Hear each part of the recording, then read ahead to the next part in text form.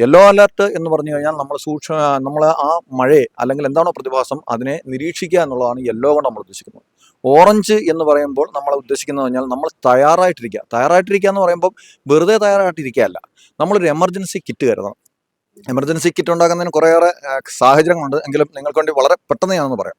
Emergency kit എന്ന് പറയുമ്പോൾ വളരെ അടിയന്തരമായി നിങ്ങൾക്ക് വേണ്ട സാധനങ്ങൾ. ഉദാഹരണം, നിങ്ങൾക്ക് ഫുഡ് കിട്ടാനുള്ള സാഹചര്യം ബുദ്ധിമുട്ടായിരിക്കും. അങ്ങനെ വരുമ്പോൾ ഒരു 3 കുപ്പി വെള്ളമെങ്കിലും, 1 ലിറ്ററിന് 3 കുപ്പി വെള്ളം കരുതുക. അതേപോലെ ഡ്രൈ ഫ്രൂട്ട്സോ അല്ലെങ്കിൽ പാക്കറ്റ് ഫുഡുകളോ വളരെ കുറഞ്ഞ രീതിയിൽ കരുതുക. നിങ്ങൾക്ക് 1-2 ദിവസം, അതിൽ കൂടുതലല്ല, 1-2 ദിവസം കഴിക്കാനുള്ള രീതിയിലുള്ള സാഹചര്യങ്ങൾ കരുതുക.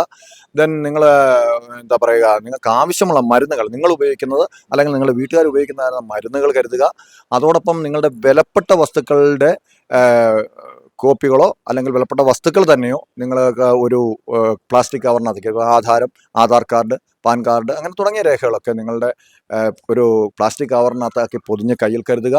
പിന്നെ വളരെ വിലപ്പെട്ട വസ്തുക്കൾ നിങ്ങൾക്ക് എല്ലാവരും എടുത്തുകൊണ്ടൊന്നും പോകാൻ പറ്റത്തില്ല. നിങ്ങൾക്ക് വളരെ അത്യാവശ്യമായിട്ടുള്ളതും പിന്നീട് അത് നിങ്ങൾക്ക് ജീവിതത്തിന് ആവശ്യമായിട്ടുള്ള സാധനങ്ങൾ, അത്യാവശ്യമുള്ള സാധനങ്ങൾ കരുതുക. ഒരു 2 ജോഡി ഡ്രസ്സ് കരുതുക. ഒരു റേഡിയോ അത്യാവശ്യമായിട്ട് കരുതുക. കാര്യം ബാറ്ററി ഇട്ട് ഉപയോഗിക്കുന്ന ഒരു റേഡിയോ കരുതുക. ബാറ്ററി ചാർജ് ചെയ്യുന്ന ഒരു ടോർച്ച് ഉപയോഗിക്കുക. അതേപോലെ തന്നെ ഫോണിൻ്റെ ചാർജർ, ഇതൊക്കെ അത്യാവശ്യമായിട്ട് എടുത്തു പോകാം. കാര്യം ഇതൊക്കെ എന്ന് പറഞ്ഞാൽ നമുക്ക് എമർജൻസി നിർദ്ദേശങ്ങൾ നമുക്ക് ലഭിക്കുന്നത് റേഡിയോ അല്ലെങ്കിൽ അതുകൊണ്ടുള്ള മാധ്യമങ്ങൾ വഴിയാണ്. അതിനാണ് അത് കരുതുക എന്ന് പറഞ്ഞത്. ഇത്രയും ഉള്ള സാധനങ്ങൾ എടുത്ത്, ഇനി കൂടുതൽ ഐറ്റങ്ങളുണ്ട് നിങ്ങളുടെ അത്യാവശ്യമുള്ള, പിന്നെ ഒരു മെഴുകുതിരിയും കരുതുക, ഒരു കത്തിയും, ഇത്രയും സാധനങ്ങൾ. മെഴുകുതിരി കത്തിക്കാൻ ഒരു തീപ്പെട്ടിയോ ലൈറ്ററും കരുതി വെക്കുക, കാര്യം വെളിച്ചമുണ്ടാവില്ല.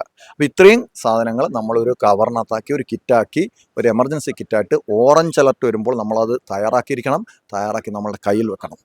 പിന്നീട് സൂക്ഷ്മമായി നമ്മൾ നിരീക്ഷിക്കുക. എപ്പോൾ റെഡ് അലർട്ട് കിട്ടുന്നു അപ്പോൾ സുരക്ഷിതമായ സ്ഥലത്തേക്ക് ഒഴിയുക. അത് മുൻകൂട്ടി തന്നെ നമുക്ക് സുരക്ഷിതമായ സ്ഥലങ്ങൾ നമ്മളുടെ അധികാരികൾ അറിയിച്ചിട്ടുണ്ടാവും, അല്ലെങ്കിൽ നമ്മൾക്കറിയാം.